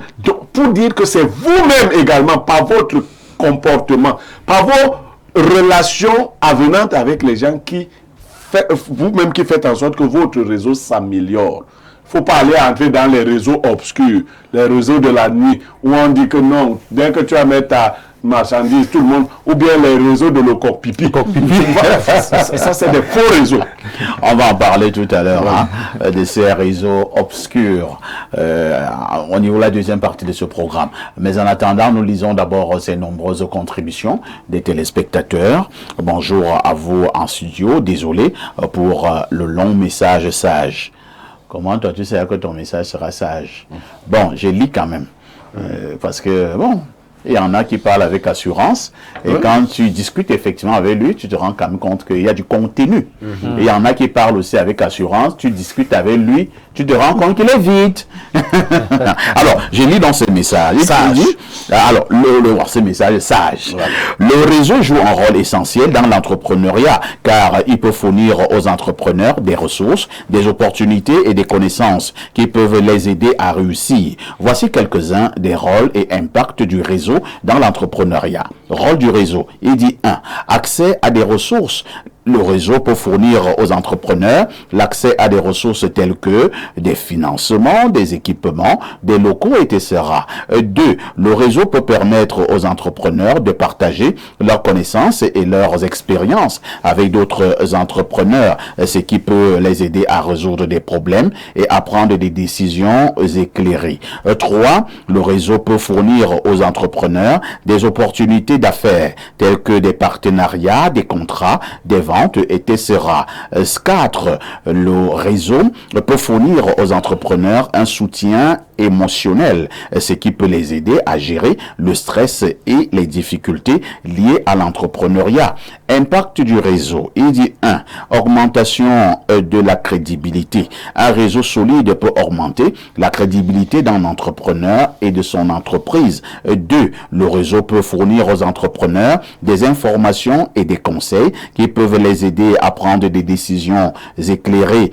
3. Un réseau solide peut aider les entrepreneurs à accélérer la croissance de leurs entreprises en leur fournissant des opportunités d'affaires et des ressources. 4. Le réseau peut aider les entrepreneurs à réduire les risques liés à l'entrepreneuriat en leur fournissant des conseils et des informations qui peuvent les aider à éviter les erreurs. Comment développer un réseau efficace? C'est vraiment long, hein? Il dit 1. Participer à des événements d'affaires, des conférences et des réseautages pour aider les entrepreneurs à rencontrer de nouvelles personnes et à développer leur réseau. 2. Les réseaux sociaux tels que LinkedIn, Twitter et Facebook peuvent aider les entrepreneurs à se connecter avec d'autres entrepreneurs et à développer leur réseau. 3. Rejoindre des organisations d'affaires, des chambres de commerce et des associations professionnelles peut aider les entrepreneurs à rencontrer de nouvelles personnes et à développer leur réseau. 4. Être actif et engagé dans son réseau peut aider les entrepreneurs à développer des relations solides et à obtenir des résultats positifs. Je suis Rodrigue Ngaonana, jeune entrepreneur. Excellent message, mais je me pose simplement la question, en si peu de temps, tu as fini d'écrire tout ça? Très bonne question. Je vais parler dans le détail. Mais le message est sage. Le message est sage. Je vois Ibrahim qui sourit un peu. Alors, je disais tout à l'heure qu'on devait aborder un autre pan du réseau que Blériot a commencé à évoquer tout à l'heure. Nous avons évoqué là, disons, des réseaux formels. Je peux même dire des bons réseaux. Alors, pour le cas du Cameroun, et pas seulement le Cameroun, hein, peut-être aussi même dans d'autres pays, est-ce qu'il se trouve aussi qu'un entrepreneur se mette dans un réseau bizarre, un réseau compliqué, un réseau à des conséquences terribles? Soit il le savait, ou alors il ne le savait pas, un beau matin se retrouve dans un réseau qu'il ne comprend plus, qu'il ne contrôle plus, avec des conséquences horribles. Oui, mais bien sûr, il y a les partisans du moindre effort. Et ils sont très nombreux qui pensent qu'on peut se lever un matin, on devient un grand entrepreneur, que c'est quelque chose... Mais ce qu'il faut dire, c'est que on est obligé forcément de se lancer dans la quête des réseaux, parce que c'est ça qui nous permet de nous mouvoir dans nos activités. C'est une obligation sans laquelle rien ne va fonctionner. Maintenant, il faut contrôler son réseau. Comment contrôler son réseau? Pour contrôler son réseau... Comment savoir que ça, c'est un bon réseau? Oui, il faut déjà pouvoir l'établir. Ça signifie que quand tu lances une activité, moi, par exemple, je suis dans le monde du voyage. Quand j'établis mon réseau, c'est de chercher toutes les structures et les personnes ressources possibles qui pourraient m'aider à ce que mon activité se déploie facilement.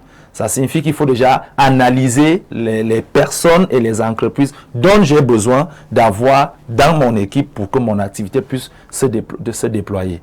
Quand tu l'as fait et tu essaies de gérer, ce n'est pas avec tout le monde concrète. Il y a des mauvaises personnes dans nos différents secteurs. Il y a des bonnes personnes dans nos différents secteurs. Il faut les détecter. Il faut même tous les rencontrer et après savoir avec qui faire quoi. Et faire le tamis. Oui, avec qui faire quoi et comment. Et entretenir ces réseaux. La même chose qu'on met dans le chiffre d'affaires, l'argent pour la communication, l'argent pour le développement de l'activité. Il y a aussi l'argent pour le réseau. Parce qu'il y a ces jeunes-là qui viennent souvent demander conseil aux aînés et ils attendent que c'est l'aîné qui doit donner la bière. Ils attendent que c'est l'aîné qui doit encore payer son taxi. C'est-à-dire, il vient pour te poser des questions pour qu'il puisse essayer d'avoir ta sympathie. Et c'est le même qui attend encore que grand frère, tu me laisses comme ça. Ce qui fait que le jour que tu revois son numéro, tu as envie de bloquer même la personne en fait.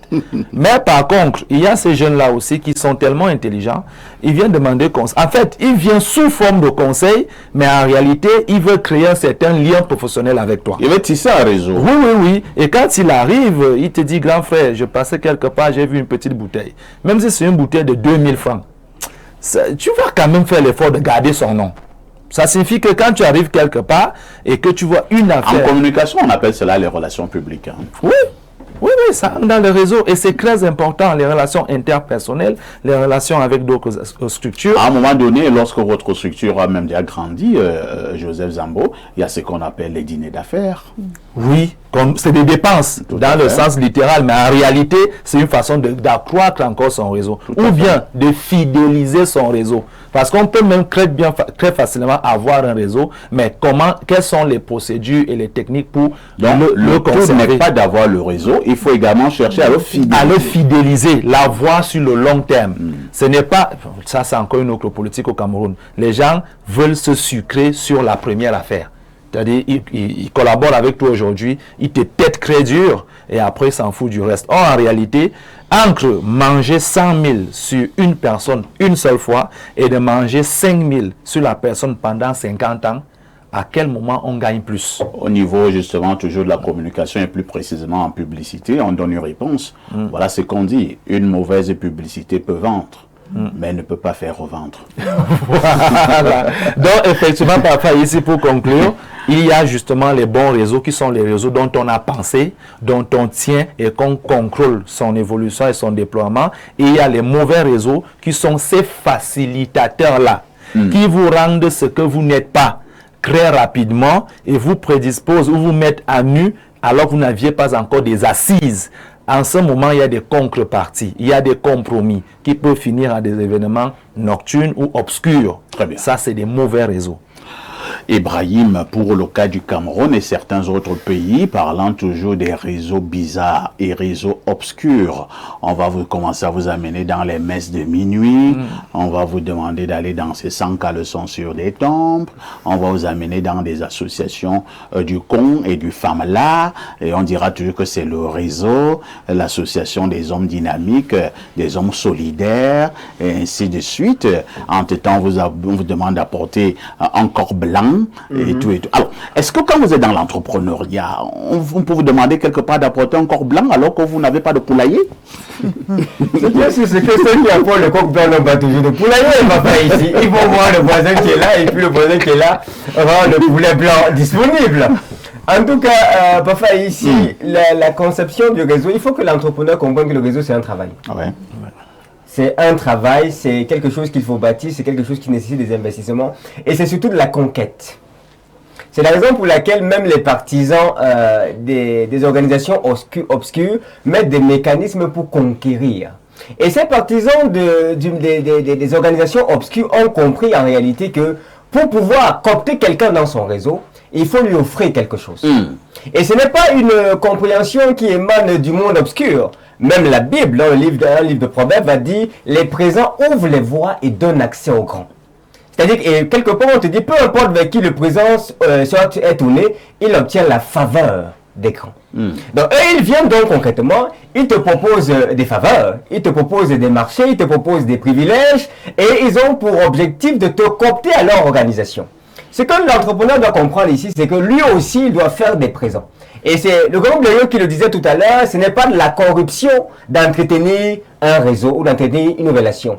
C'est au niveau camerounais, les jeunes entrepreneurs qui sont à 98,5% des gens des entreprises de la TPE et de la PE, on leur a dit, écoutez, si vous voulez rencontrer de nouvelles personnes, allez là où il y a des masterclass, allez là où il y a des conférences, vous allez là où il y a le club des entrepreneurs, etc.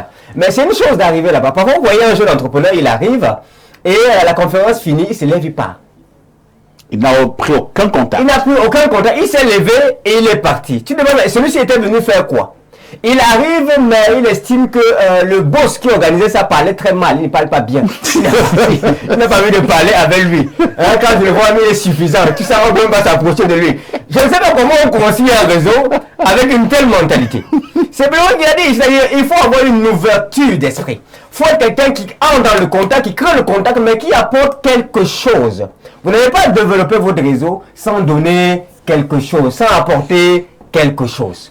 Si vous comprenez ça, eh ben vous allez commencer à travailler, à tisser des réseaux intéressants et non des réseaux obscurs. Et ne pas en vouloir le réseau obscur s'il a une approche qui vient aider les gens. Parce que ce n'est qu'une pure stratégie. Il y a pas, j'ai même été énervé il y a 3 semaines quand je vais vers Omnisport et je regarde une banderole qui dit conférence pour résoudre la population dans ses problèmes de famine. Conférence pour des réflexions pour aider la population dans des problèmes de famine. Et quand je vois qui est organisé, je vois c'est l'association des francs-maçons de la Rose-Croix qui est organisée. L'association des francs-maçons et de la Rose-Croix et du, je pense quoi, de l'Anneau d'Or. L'Anneau d'Or, c'était ça leur nom. C'était là à l'hôtel. C'était clairement écrit. C'était clairement écrit. Donc moi j'ai été intéressé parce que c'était une conférence de réflexion pour aider la population. Donc le franc-maçonnerie Rose-Croix, ça ne nous a pas fait peur. C'est-à-dire que non, ça ne me fait pas peur. C'est-à-dire qu'on ne peut pas vouloir monter en entrepreneuriat sans avoir un tout petit peu de pied assis dans la spiritualité.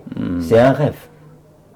Mais il faut que les gens... Pied assis ne veut pas dire que vous êtes dans les loges. Non, non, je ne suis pas dans les loges, pas faire ici. Mais il y en a qui ne veulent même pas discuter avec des formations des Rose-Croix et des Rosicruciens. Ils se disent que ce sont des gros sorciers. Non, non. Il y a même chez je vais essayer de renchérir sur ce petit commentaire que tu viens de faire là. Oui. Parce que la plupart du temps, il y a des enfants de Dieu qui viennent me voir. Oui. Tonton Ibi, s'il te plaît, est-ce que vraiment, si le monsieur est dans la secte, je dois travailler pour lui? Est-ce que vraiment, comme lui, il est dans les choses compliquées, etc. Je leur ai pris l'un des cas d'un grand entrepreneur de la Bible, du nom de Joseph.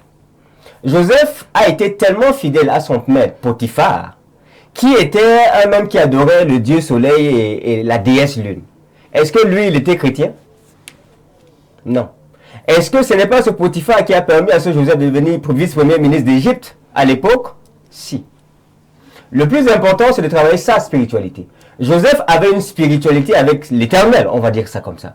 Et le travail, l'intimité qu'il avait avec l'Éternel permettait à faire en sorte que tout ce qu'il touche prospérait. Au point où il était quelqu'un de fiable, à qui même les réseaux chrétiens venaient vers lui pour obtenir réponse. Travaillez à être des personnes de fiables et ne fuyez pas les réseaux chrétiens parce qu'ils sont des réseaux chrétiens.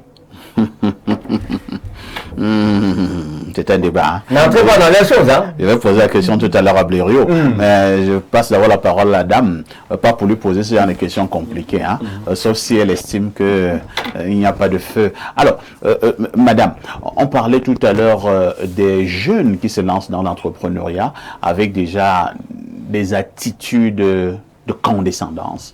Ils sont arrogants, ils sont suffisants, ainsi de suite. Est-ce qu'il ne faut pas se dire que lorsqu'on entre dans ce domaine-là et qu'on a la recherche d'un réseau, bien des réseaux, il faut d'abord soigner ses attitudes au-delà des aptitudes? Effectivement, si dans l'entrepreneuriat, on aimerait arriver à un certain niveau, il faut beaucoup soigner son attitude et son aptitude. Je ne compte pas le nombre de fois où ça m'est arrivé, d'arriver même chez le client, juste pour livrer mon gâteau et je me mets à dire non maman, je peux t'aider à faire telle chose, je peux t'aider à faire cela. Rien que quand elle voit cette fiabilité, cette serviabilité, cette humilité, elle est contente, elle me dit non, je repasserai et elle est la première personne qui va me dire non, j'ai ma fille qui fait dans ça. Non, si tu as besoin de gâteau, je peux t'envoyer chez ma fille qui fait dans ça. Donc, c'est très important de s'humilier surtout. De ne pas prendre des aides de suffisance parce que surtout en entrepreneuriat, il n'y a pas de suffisance. C'est un réseau. Il faut être humble. Oui, c'est un réseau qu'on fait qui peut se défaire très rapidement. Il n'y a pas de, comme on l'a dit, il n'y a pas, chaque personne a sa place assurée. Comme disait quelqu'un. Oui. Merci, hein, Joël Prisca. Pierre Blériot, Ibrahim a abordé un aspect du réseau tout à l'heure. Certains qui se lancent dans ce domaine-là, par moments, ont peur de travailler avec des gens qu'on présente toujours comme étant des sectaires. Ils sont dans des loges. Alors, Si toi tu es donc un entrepreneur ou bien un jeune entrepreneur, voilà donc une association des francs-maçons et des rosicruciens qui convoque une conférence pour parler de l'entrepreneuriat. Est-ce que c'est facile d'aller dans ce genre de conférence? Bon, chaque fois quand tu le dis, Pierre Blériot, je vais te poser, les gens disent, bon, est-ce que Blériot lui-même est alors bon, tu vas épargner de lire les deux premiers et tu vas lire à partir de là. D'accord, d'accord.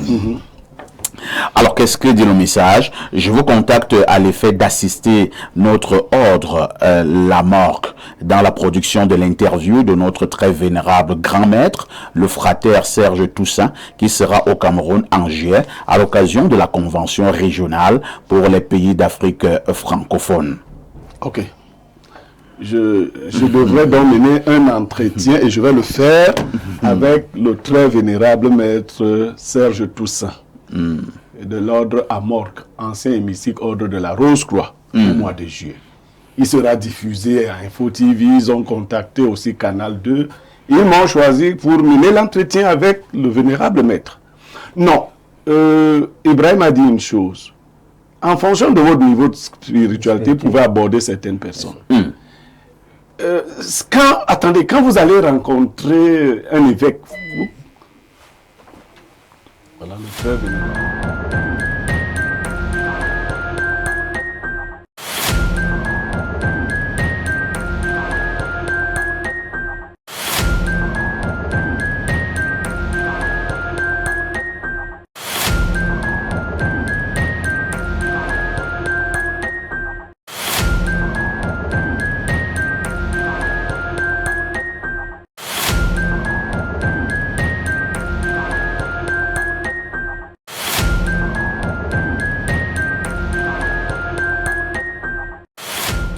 Bon tour sur ce plateau. Toutes nos excuses encore pour cette coupure intempestive d'électricité. C'est ça le Cameroun. Donc c'est Pierre Blériot qui avait la parole et il nous parlait de cette sollicitation à mener un entretien avec le grand vénérable maître. Le très vénérable maître. Grand maître. Toussaint, fait quoi de la... Non, pas de non. Tu en parles avec... avec quoi? Avec révérence. Quand tu parles de l'ordre catholique, tu dis bien, mon Seigneur l'archevêque. Qu'est-ce que j'ai dit? Mais tout quoi... Non, non. Voilà. Non, parfait. Ici, quand vous allez rencontrer l'archevêque de Yaoundé pour un entretien, c'est un homme spirituel, chargé. Bien sûr. Alors, vous pouvez travailler dans la maison de quelqu'un qui est dans ces choses. Je dis simple. C'est peut-être de l'entrepreneuriat à un niveau basique. Votre curiosité mal placée va vous créer des problèmes. Limitez-vous à faire ce pourquoi vous êtes là. Il faut que les gens apprennent cela. Certaines jeunes filles se sont retrouvées en train de fouiller les sacs des gens parce que vous aviez passé une nuit avec un monsieur. Tu vois la mallette, tu dis que la mallette ressemble à la mallette d'argent. Tu m'as dit que c'est le réseau qui t'a tué. C'est toi qui allais courir à la porte de la mort. Tu ouvres la mallette et c'est un gros serpent qui sort. Est-ce que c'est cela le respect des engagements? Non. Vous êtes là pour, c'est pas faire le nettoyage d'une maison, d'un bureau. Dès vous voyez une boîte fermée, vous commencez à vous dire, qu'est-ce qu'il y a dans la boîte? Est-ce que ça fait partie du nettoyage? Non. Non. Dans les relations que nous entretenons avec les gens parfaits ici, ceux qui interchangent avec nous savent ce que nous voulons. Si vous allez rencontrer quelqu'un pour rester professionnel, il sera professionnel avec vous. Que vous soyez homme, femme ou autre. Si vous allez avec l'intention de créer autre chose, la personne va créer autre chose. Moi, je marche avec des personnes qu'on soupçonne d'appartenir à ci ou ça. Je prends un exemple. Mais ne pousse pas ton indélicatesse jusqu'à vouloir lui poser des questions indélicates. Vis avec lui. Tu lui as jamais demandé s'il était catholique ou protestant, s'il allait à l'église les dimanches. Mais tu as le courage de lui demander s'il est rosicrucien. Ah, d'accord. Ça t'intéresse? Mais c'est pour ta culture générale. Ah, ben c'est bon. Maintenant, ça veut dire que les choses de la rose, quoi, t'intéressent, non? Mais si ça t'intéresse, on va t'en parler, non? Alors, si tu as une femme qui gagne sa vie bizarrement, tu la vois seulement le matin. Tu lui demandes, tu es aussi une fille, ma grande soeur, toi tu fais comment? C'est que ce qu'elle fait, l'activité là t'intéresse. On peut collaborer avec toute espèce de personne sans jamais dépasser la ligne rouge. Merci. Alors, il y a le grand frère Fabien Assigana, qui est un homme politique. Son parti politique, c'est le MOREP. Grand frère, vous ne cessez de m'envoyer des messages là. Vous voulez intervenir par rapport à une forte actualité qui est partie de libre expression dimanche. Pour l'instant, la tribune de ce matin n'est pas appropriée. Fabien Assigana, appelle-moi après l'émission et on verra. Vous m'envoyez des messages, je ne peux pas lire.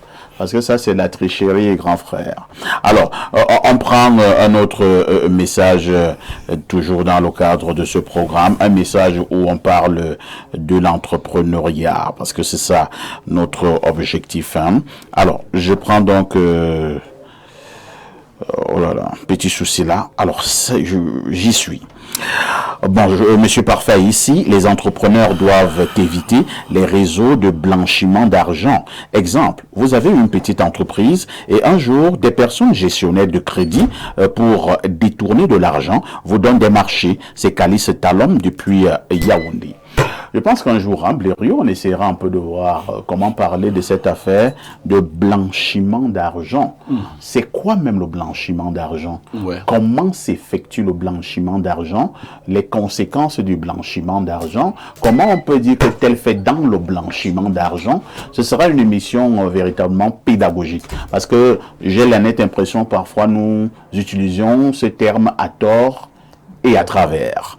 Un autre message ce matin. Bonjour au panel. Le réseau est un ensemble de liaisons physiques ou morales qui existent dans ou au-delà de l'univers de l'entreprise ou de l'entrepreneur. Penser le réseau, c'est donc réfléchir en permanence sur le marché à long, moyen et court terme. Le marché étant alors toute personne ou entreprise qui peut interagir avec vous ou votre entreprise dans le but de vous apporter une plus-value. Réseau égale pensée gagnant-gagnant. Tout commence par le réseau et continue ou s'arrête du fait du réseau. Épané expert en entrepreneuriat. Un autre message ce mardi matin. Alors, nous prenons le message de Willy de Yaoundé. Que dit Willy? Alors, bonjour Parfait, ce que dit Blériot est très pertinent et c'est une des choses qui plombe notre pays. Certains ont peur du changement, justement, parce qu'étant arrivés à leur poste par réseautage et non par compétence, ils savent donc qu'ils seront chassés après un certain changement. En définitive, le réseau est bien, mais ça doit être sain et basé sur des compétences pour avoir des fruits. C'est vrai qu'au fond, vous avez un peu triché. Vous avez été malin. Vous commencez d'abord par dire que ce que dit Blériot est bien. Ça m'a permis à lire le message. Non, mais il est resté, il est quand même resté dans le sujet. Hein, il n'est pas totalement sorti. C'est vrai aussi. Ouais, alors, un autre message là. Alors, quelqu'un me dit alerte. Ici, il n'y a pas d'alerte. Voilà. Alors, votre chaîne de télévision gagne de plus en plus de l'audience. Et je pense que c'est grâce à la qualité de vos intervenants sur votre plateau, mais surtout grâce à votre grand sens de modération, de recadrage et de savoir monitorer. Vous faites l'effort de recevoir des personnes représentatives qui disent des pensées objectives et contestables dans l'intellectualisme. Je pense que dans cette opposition intellectuelle et ce sens de la dialectique, il y a du respect de la personne et de l'objectivité. Des choses qu'ont récemment dit. Alors, à ce niveau, je saute. Voilà. La suite, ce sera dimanche prochain. Parce que je vous assure qu'il y aura une suite. Donc, dimanche prochain, restez connectés. Dimanche prochain, ce sera une autre très grande production avec beaucoup de précision sur tout ce qui est en train de se dire. Bonjour grand journaliste et grand homme que vous êtes. Bonjour à votre riche panel. En toute humilité, je m'aligne avec la dame sur le plateau. L'entrepreneuriat et la famille ne font pas bon ménage, surtout dans notre contexte. Moi, je suis un diplômé en génie civil et jeune entrepreneur de BTP. Mais je puis vous assurer assurée. Mes plus grandes difficultés rencontrées sont avec les membres de la famille. À cette date, je me suis promis de ne plus entreprendre en famille. C'est Bernard Bindi depuis GP Bitin. Merci Gérard. Alors, c'est Bernard. Il ne nous reste plus beaucoup de temps à passer ensemble. Hein. Je voudrais qu'on puisse consacrer les 10 minutes qui nous restent aux propositions, au conseil. Je recommence par Joseph Zambo, un entrepreneur qui s'y trouve déjà, ou alors celui qui veut se lancer dans l'entrepreneuriat. Qu'est-ce qu'il devrait avoir à cœur lorsqu'il veut tisser un bon réseau et conserver ce réseau? Y a-t-il des obstacles à éviter? Y a-t-il des choses à ne pas faire? Oui, justement, lorsque on se lance activement dans l'entrepreneuriat et surtout qu'on tient justement à le développer, il faut déjà savoir ce que tu veux et ce qui pourrait intéresser l'autre. Il ne faut jamais se lancer dans le développement de son couloir ou de son réseau en cherchant uniquement son propre intérêt. Donc, le conseil que je donne en général, c'est que ancrer dans un réseau où chaque personne doit gagner quelque chose, chaque partie prenante. Gagnant. C'est en ce moment que vous allez vous établir de bons réseaux. Et là aussi, parce que le réseau crée aussi autre chose, c'est le chantage. À quel niveau? On peut avoir collaboré. Oui. Et après la collaboration, on te fait du chantage. Si on n'a pas été satisfait, si on s'est senti arnaqué, estorqué. Parce qu'on peut très bien faire une belle affaire. Mais quelques jours après, j'apprends que ce que tu as conclu la dernière fois là, est-ce que tu sais que Zambo t'avait entubé? Tu dis, comment ça? On dit, viens voir. La chemise qui t'a vendue là, tu sais pas qu'elle coûte 5 000, mais tu l'as eu à 150 000 jusqu'à tu es content. Tu penses que des jours après, tu vas recommander quelqu'un vers moi? Donc, je dis bien, il faut qu'on tisse bien des réseaux gagnants, où à la fin, chaque personne se retrouve satisfait. Et là, vous voulez mettre un ancrage sur l'honnêteté. L'honnêteté, la loyauté, c'est important. Voilà encore autre chose, la loyauté. Ce n'est pas parce que j'étais mis en contact avec quelqu'un que tu vas aller me combattre auprès de cette personne. Parce qu'on entretient son réseau. Il y a même des règles dans le réseau. Je ne t'amène pas dans une affaire pour que le lendemain tu te retrouves là-bas seul. C'est vrai également que toi tu peux prendre un collègue ou un confrère dans l'entrepreneuriat, tu l'amènes auprès de quelqu'un justement qui va constituer un réseau. Toi tu l'amènes là-bas, lui commence à être plus ami avec cette personne que toi. Voilà. Au point même de commencer à te faire des crocs en jambes. Toi tu l'as amené. On est dans un bon réseau. Et ça, c'est même un système dans la négociation internationale ou commerciale. C'est un système qui existe. On l'appelle beaucoup plus le système européen, qui est tel que on sait qu'on s'est établi lorsqu'on a détruit l'autre. Or, en réalité, le modèle américain, comme on le dit, est celui-là où, si chacun trouve son intérêt, on est capable de travailler même pendant 10 ans, 20 ans, 30 ans. Ibrahim, est-ce que à distance, lorsqu'on est vigilant, on peut déceler un mauvais réseau? Est-ce qu'à distance, lorsqu'on est vigilant, parfois ici il y a beaucoup trop de préjugés qui se disent sur les gens à distance. C'est vrai aussi. Moi je préfère beaucoup me faire une idée après avoir échangé avec la personne en question. Tout à fait. On dit beaucoup de choses. Moi on dit beaucoup de choses sur moi, hein, et je suis sûr qu'on dit beaucoup de choses sur vous. Oh non, parlons. Dans tout ce qu'on dit pendant mes réseaux sociaux sur vous là, est-ce que c'est véritablement vrai? Donc à distance, on peut avoir des perspectives, des signes, des informations qui peuvent t'alarmer, mais il faut aller vérifier avant de pouvoir parler. Mon conseil à la sortie de cette émission, c'est que vous devez développer votre réseau. Et pour développer votre réseau, il faut vous mettre en action. Si la production que vous avez durant ce mois-ci n'est pas écoulée, c'est parce que votre réseau est encore assez limité. Ayant défini le réseau comme l'ensemble des personnes, les clients, les collègues, les partenaires, les financeurs qui peuvent vous aider à vendre comme il faut et à faire votre marché, il est impératif d'aller là-bas. J'ai dit ici une chose un jour, j'ai dit que si l'Église s'est développée comme elle s'est développée, c'était à cause d'une instruction du Seigneur Jésus qui disait « Allez et faites des nations des disciples ». Moi, je dis toujours aux entrepreneurs « Allez et faites de la population vos clients ». C'est en allant qu'on va développer le réseau, ce n'est pas en restant sur place. Alors, Joël Prisca, vous qui avez quand même 6 ans dans votre activité de pâtissière, vous avez un conseil à donner à ceux qui voudraient se lancer dans cette activité? Oui, le conseil que je peux donner à tous ceux qui aimeraient se lancer dans la pâtisserie, c'est surtout d'avoir beaucoup d'amour parce que comme l'entrepreneuriat en général, il y a beaucoup de difficultés. C'est pas un long fleuve tranquille. Oui, il y a beaucoup d'épreuves. Il faudrait d'abord avoir l'amour et ensuite ne pas se dire qu'on connaît parce que la pâtisserie, ça tourne. Chaque jour, ça change. Ça évolue. Ça évolue énormément et chaque jour.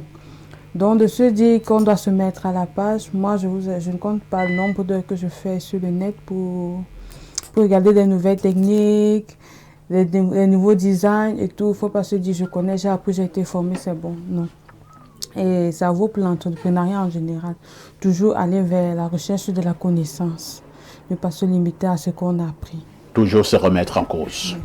Et continuer à apprendre. Toujours. Et rester humble. Oui. C'est par ces conseils que nous allons mettre un terme à ce programme, tout en insistant que la rediffusion de votre production soit tous les soirs à partir de 22h30. Merci d'avoir été là ce matin. Une question avec tout ceci. Que faites-vous encore ailleurs?